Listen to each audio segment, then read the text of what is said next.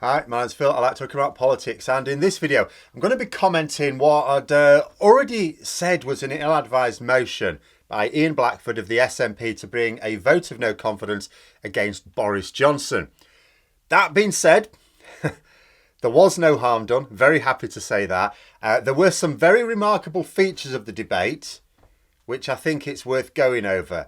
So, I didn't expect to follow up this one, but there were some real points of interest. But first, if you'd like to be notified of daily news and politics, please subscribe to the channel and click the bell notification icon. So first things first, as many of you will know, I was not a happy bunny about this motion at the start of the week. But as I say, happy to accept. No harm seems to have done, not the harm I was expecting. Some very interesting things have come out of it. In theory, with the things I'm going to go over, the record that has resulted from this debate could be useful even later on. However, that is only if you imagine that the Conservatives will keep Boris Johnson as leader going into the next election. If they don't, and I really don't think it's credible that they will, then it doesn't do any good either, but it is interesting. I mean, three things I want to quickly talk about. The first, the video that I did at the start of the week, I had a distressing number of comments on my video preview of the debate going, no, it's not a vote of no confidence, it's a censure motion. Now, I get that a lot of people don't pay close attention to Parliament.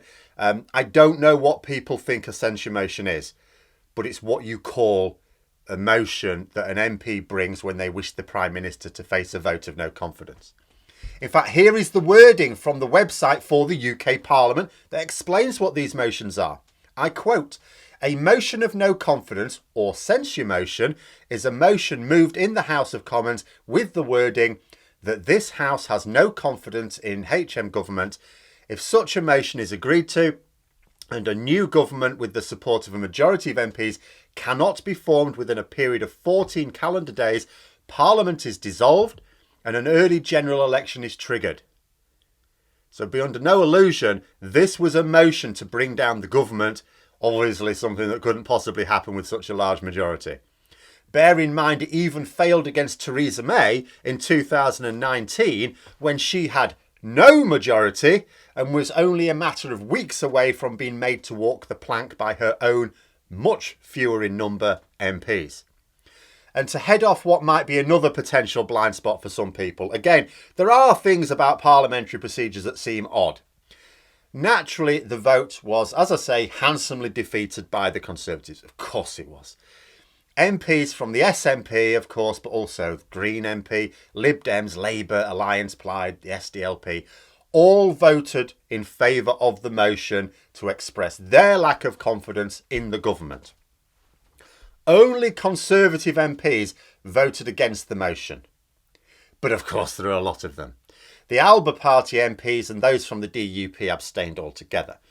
There were also paired abstentions, but some may notice that prominent members of the front bench, both Labour and the Conservatives, didn't vote at all, including Boris Johnson.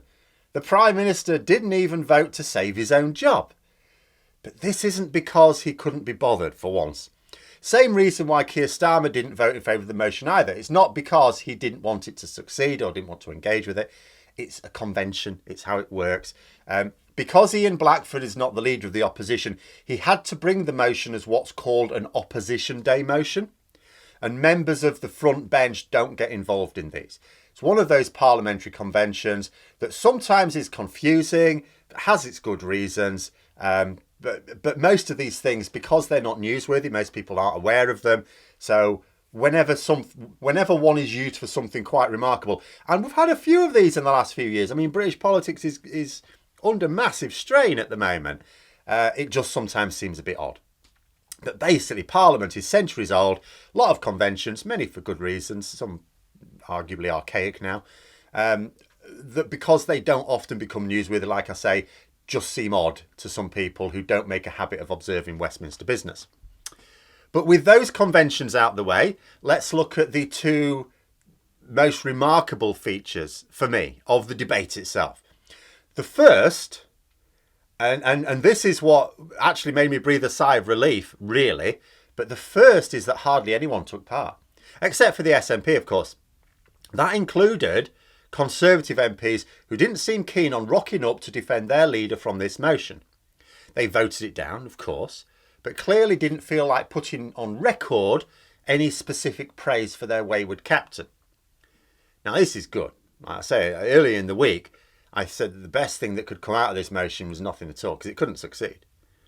Couldn't possibly succeed, and ran the risk of having a load of Tory MPs nail their colours to the mast in support of Boris Johnson just at the time when they're openly talking about getting rid of him. Don't expect him to get rid of him in the next few weeks, but in the next few months, that's on the cards. The last thing I wanted was for them to be forced to back Johnson very, very publicly, so then it'd look stupid if a few weeks later they turned on him. I know they did it with Theresa May, bit different here. I didn't want his eventual departure prolonged by a single week. And that departure, remember, before the election, which is years away potentially, can only come from Tory MPs, not a motion from the SNP or any other opposition party. Only Tory MPs have the power to get rid of him. So although the votes were there, the lack of any tangible support for Johnson I found interesting. I mean, I could be reading more into this than there really is, but to not offer up any defence against the accusations of lying to Parliament, that was interesting. Was it because they don't want to be recorded doing so, or just because they wanted to keep the matter low key? And if it's the latter, then it certainly worked, because it wasn't exactly reported on by most of the mainstream media. Certainly the BBC couldn't be bothered to comment on the fact that the parliamentary record now has Boris Johnson being denounced as a liar, just like they couldn't be bothered to comment on Peter Stevanovich's video.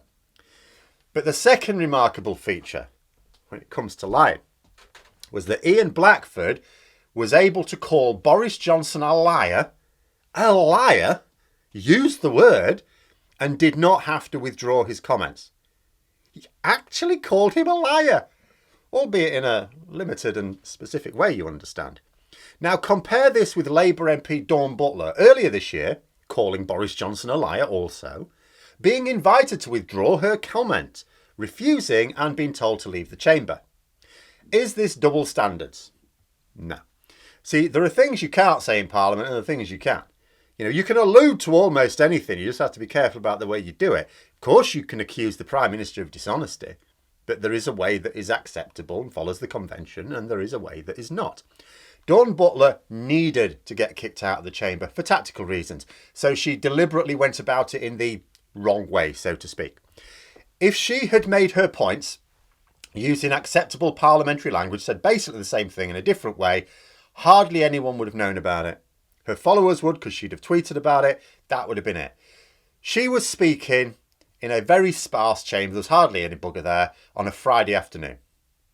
There would have been fewer people watching than were even in there. And there were not many people in there. It only became newsworthy because she was kicked out of the chamber. That was what was newsworthy, not that she'd said a thing. That's why she did it. That was the only way to draw attention to the issue, initially prompted by, as I say, Peter Stevanovich's video, which I think is over 40 million views now. Worth checking out. The equivalent of chaining yourself to railings, really. It's like making a show of it. But for Blackford, the aim was very different. He was leading this debate. Does him no good to be removed from the chamber. He obviously needed to remain there. So he had to be very careful with his words. And had presumably sought advice in advance, or so I would imagine. But the bottom line is, he was able to call the Prime Minister a liar. At first I thought it was a bit subtle. There's a clip, I'll try and remember to post it in the comments below, a clip on Twitter. And it's like, you know, saying that the Prime Minister and the truth have always been strangers. Oh, that's a subtle way of doing it. But no, at the end of it, it called him an actual liar. Sort of. We used the word liar and Prime Minister in clear language, and it's now on record. And it's on record without any withdrawal, or even, because of withdrawal it wouldn't be on record, or even a request for a withdrawal. It's there now. Obviously, I knew he was going to have to make Johnson's lies the main thrust of his argument. I wasn't expecting him to be as clear and unequivocal on it as he was, and still be permitted to make those points. Really remarkable. And a fellow SNP MP, Pete Wishart, said, it was the first time the word lie had been permitted in the House of Commons in his 20 years there. Now, In the context of using the word to accuse another MP, I don't doubt it. In fact, never mind 20 years, try 20 decades probably. I'm not going to suggest that it's never been done before. After all, rules are generally reactionary. You do them as a reaction to people doing something that rules now prohibit. So I can well imagine there was a time in the distant past where MPs would just accuse each other of lying and other terrible things. You're a liar. No, you're a liar. Oh, I'm not. You're lying. Oh, you liar. And so on until they all decided to knock it on the head in the interest of ever being able to have a civilised debate again. But this must be the first time in a very long time. And when I say a very long time, I mean a very long time by the standards of a parliament that is over 800 years old. The very first time in a long time that any member, much less the Prime Minister, has been called out as a liar with specific examples and the record allowed to stand without objection from the House authorities. I think that's remarkable. That's interesting. But there we go. Those are my thoughts. Let me know yours in the comments below. Hope you found the video interesting. If you did, don't forget to click the like button. If you'd like to support the channel further, please also click the Patreon link for details. And until next time, I'll see you later.